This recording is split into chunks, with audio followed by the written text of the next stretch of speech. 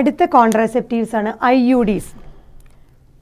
Barrier natural method കഴിഞ്ഞ് അടുത്ത് IUDs അഥവാ ഇൻട്രാ യൂട്രൈൻ ഡിവൈസസ്. പേരിൽ തന്നെയുണ്ട് ഇൻട്രാ യൂട്രൈൻ, യൂട്രസിൽ പ്ലേസ് ചെയ്യാൻ പറ്റുന്ന ഡിവൈസുകളാണ് intra uterine devices.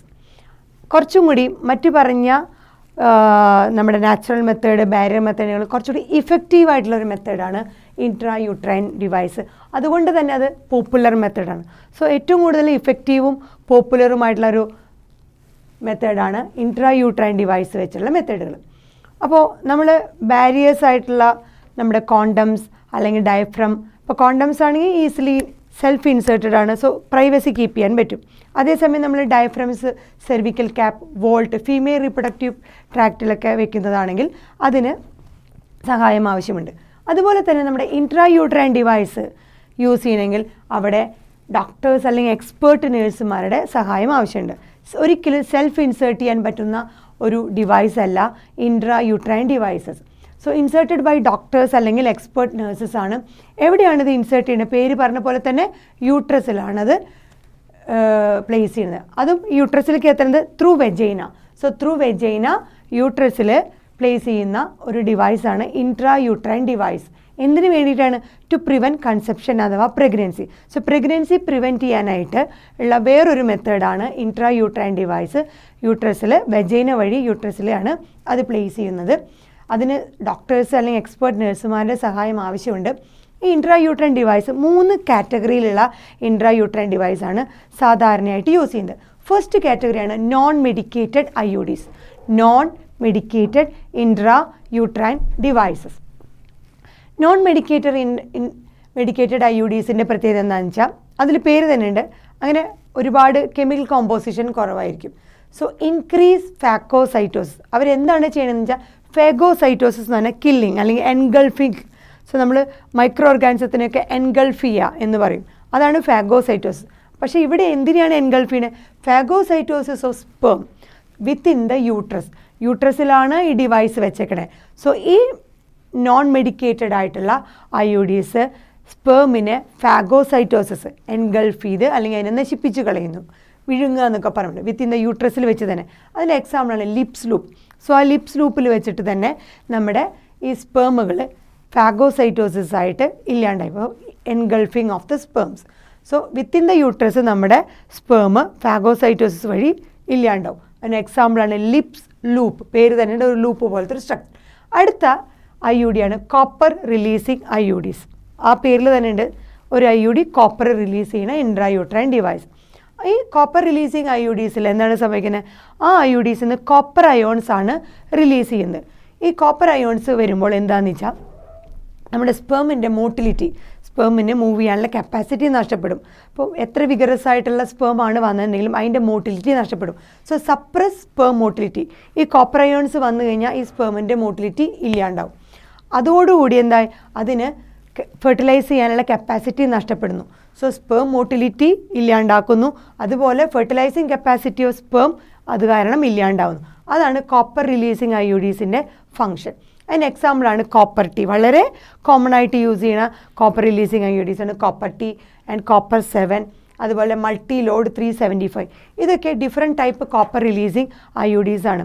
So after 1 pregnancy, second പ്രഗ്നൻസിക്ക് ഡിലേ വേണമെങ്കിൽ, സ്പേസ് വേണമെന്നുണ്ടെങ്കിൽ കൂടുതലായിട്ടും യൂസ് ചെയ്യുന്നതാണ് കോപ്പർ റിലീസിങ് IUDs. അത് ചെയ്യുന്നത് സ്പേമിൻ്റെ മോട്ടിലിറ്റിനെ സപ്രസ് ചെയ്യുന്നു. സ്പേമിൻ്റെ മോട്ടിലിറ്റി സപ്രസ് ചെയ്യുന്നതിൻ്റെ ഭാഗമായിട്ട് ആ സ്പേമിന് ഫെർട്ടിലൈസ് ചെയ്യാനുള്ള കപ്പാസിറ്റി നഷ്ടപ്പെടുന്നു. Copper T, copper 7, multi load 375 അതൊക്കെയാണ് എക്സാമ്പിൾ.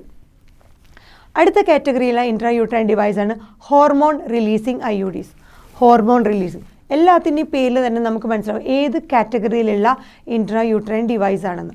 ഹോർമോൺ റിലീസിങ് IUDസിൽ അവർ ചെയ്യുന്നത് ഹോർമോൺസിൻ്റെ സഹായത്തോടു കൂടി ഈ പറഞ്ഞ പ്രഗ്നൻസിയിലേക്ക് ലീഡ് ചെയ്യുന്ന കുറേ ഫാക്ടേഴ്സ് തടയുകയാണ് ചെയ്യണം. For example, make uterus unsuitable for implantation. So ഇംപ്ലാന്റേഷനുള്ള സ്റ്റേജുകൾ ഇല്ലാണ്ടാക്കുകയാണ് ചെയ്യുന്നത് ആര്? Hormone releasing IUD. So implantation stop ആവും, ഇംപ്ലാന്റേഷൻ നടക്കില്ല. അതിന് യൂട്രസിന് നോർമൽ എൻഡോമെട്രിയം ഈ ഫെർട്ടിലൈസ്ഡ് ഓവത്തിനെ റിസീവ് ചെയ്യാൻ തയ്യാറായിട്ട് നിൽക്കുകയാണെന്നുണ്ടെങ്കിൽ ഈ ഹോർമോൺ റിലീസിങ് IUDs വഴി അതിനത് സാധിക്കാതെ വരുന്നു. സോ യൂട്രസ് അൺസ്യൂട്ടബിൾ ആവുക.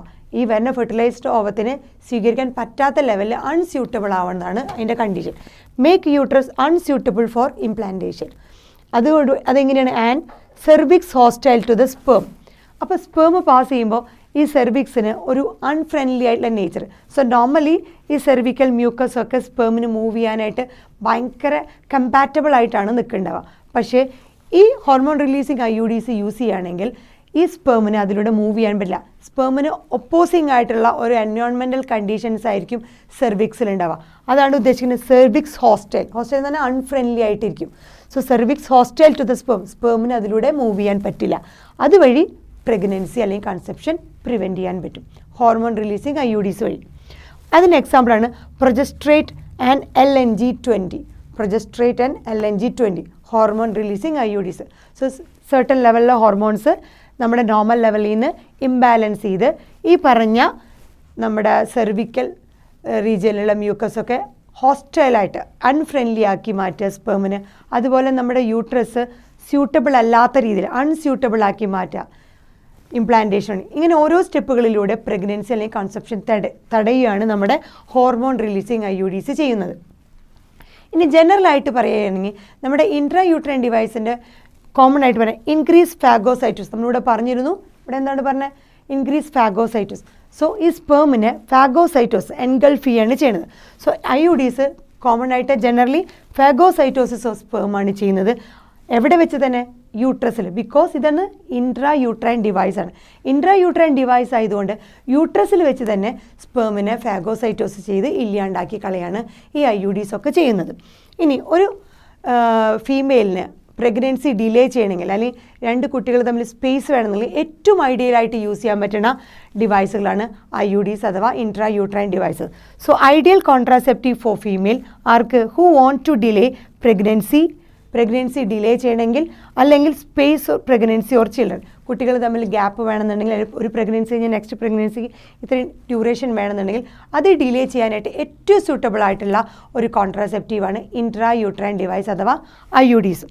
ഇനി നമ്മുടെ ഇന്ത്യയിൽ ഏറ്റവും കോമൺ ആയിട്ട് നമ്മൾ ഏറ്റവും മോസ്റ്റ് വൈഡ്ലി ആക്സെപ്റ്റഡ് ആയിട്ടുള്ള മെത്തേഡാണ് ഫീമെയിൽസിൽ ഏറ്റവും വൈഡ്ലി ആക്സെപ്റ്റഡ് ആയിട്ടുള്ള കോൺട്രാസെപ്റ്റീവ് മെത്തേഡും കൂടിയാണ് നമ്മുടെ ഇൻട്രാ യൂട്രൈൻ ഡിവൈസുകൾ. ഇപ്പോൾ നമ്മൾ പറഞ്ഞ വേരിയസ് കോൺട്രാസെപ്റ്റീവ് മെത്തേഡുകളാണ് ഈ പിക്ചറിൽ കാണുന്നത്. അപ്പോൾ നമ്മൾ പറഞ്ഞ പല കോൺട്രാസെപ്റ്റീവ് മെത്തേഡുകൾ നമുക്ക് ഈ പിക്ചറിൽ കാണാം. ഇതാദ്യത്തെ picture condom for male and condom for female. ഇത് രണ്ടും നമ്മൾ പറഞ്ഞ ബാരിയർ മെത്തേഡുകളാണ്. റബ്ബർ അല്ലെങ്കിൽ ലാറ്റക്സ് ഷീറ്റ് പോലെയുള്ള കവറിംഗ് ആണ് അവരുടെ റിപ്രൊഡക്റ്റീവ് ജെനിറ്റൽ പാർട്ടിനെ കവർ ചെയ്യണ, പെനിസിനെ കവർ ചെയ്യണ കോണ്ടം ഫോർ മെയിൽ. അതുപോലെ ഫീമെയിലിന് വെജൈനൽ സെർവിക്സ് വരെ എക്സ്റ്റെൻഡ് ചെയ്യാൻ പറ്റുന്ന അവരുടെ ഫീമെയിലിൻ്റെ കോണ്ടംസ്. ഇത് രണ്ടും നമ്മുടെ ബാരിയർ മെത്തേഡുകളാണ്. ഫിസിക്കൽ മീറ്റിംഗ് ഓഫ് സ്പേമും ഓവത്തിനെയും പ്രിവെൻറ്റ് ചെയ്യണ രണ്ട് ബാരിയർ മെത്തേഡുകളാണ് കോണ്ടം ഫോർ മെയിലും ആൻഡ് കോണ്ടം ഫോർ ഫീമെയിലും. പിന്നെ ഈ പിക്ചർ എന്ന് പറയുന്നത് നമ്മൾ പറയുന്ന ഇൻട്രാ യൂട്രൈൻ ഡിവൈസാണ്. ഇൻട്രാ യൂട്രൈൻ ഡിവൈസ് നമ്മൾ പറഞ്ഞ കോപ്പർ-ടീയുടെ പിക്ചറാണിത്. കോപ്പർ-ടീ ഷേപ്പ് തന്നെ കണ്ടില്ലേ, T. ഇതിൽ നിന്ന് കാണുന്ന ഇതാണ് കോപ്പർ വയറുകൾ. സോ കോപ്പർ-ടീയുടെ പ്രത്യേകത നമ്മൾ പറഞ്ഞ എന്തായിരുന്നു?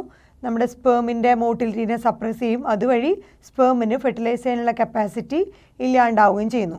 സോ ഈ കോപ്പർ വയറിൽ നിന്ന് വരുന്ന കോപ്പർ അയോൺസ് എന്താണ് ചെയ്യണേ? സ്പേമിൻ്റെ മോട്ടിലിറ്റീനെ സപ്രസ് ചെയ്ത് ഫെർട്ടിലൈസ് ചെയ്യാനുള്ള കപ്പാസിറ്റീനെ ഇല്ലാണ്ടാക്കണം.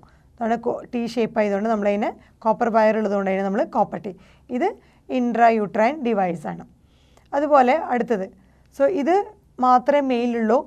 പിന്നെ ഫീമെയിലുള്ളതാണ് ഈ പറഞ്ഞ ബാരിയർ മെത്തഡും അതുപോലെ ഇൻട്രാ യൂട്രൈൻ ഡിവൈസ് ആയിട്ടുള്ള ഇതും. ഇനി അടുത്തതും ഫീമെയിലുള്ളതാണ്. നമ്മൾ പറഞ്ഞ ഇംപ്ലാന്റുകളാണ്. സ്കിന്നിൻ്റെ താഴെ വയ്ക്കുന്ന ഇംപ്ലാന്റുകളാണ്. ഹോർമോൺ കണ്ടെയ്നിങ് ആയുള്ള ഇംപ്ലാന്റുകളാണ്. ഇതാണ് ഇംപ്ലാന്റുകൾ. ഒന്നുകിൽ പ്രൊജസ്ട്രോൺ ഒറ്റയ്ക്ക് അല്ലെങ്കിൽ പ്രൊജസ്ട്രോണിൻ്റെയും ഈസ്ട്രോജൻ്റെയും കോമ്പിനേഷൻസ് അടങ്ങിയ ഇംപ്ലാന്റുകളാണ്. ഇതിന് നമ്മുടെ ഹോർമോൺ റിലീസിങ് IUDsനേക്കാളും കുറച്ചും കൂടി കപ്പാസിറ്റി, അതായത് കുറച്ചും കൂടി ലോങ് ടേം ഇതായിരിക്കും നമ്മുടെ ഇംപ്ലാന്റുകൾക്ക് ഉണ്ടായിരിക്കുക.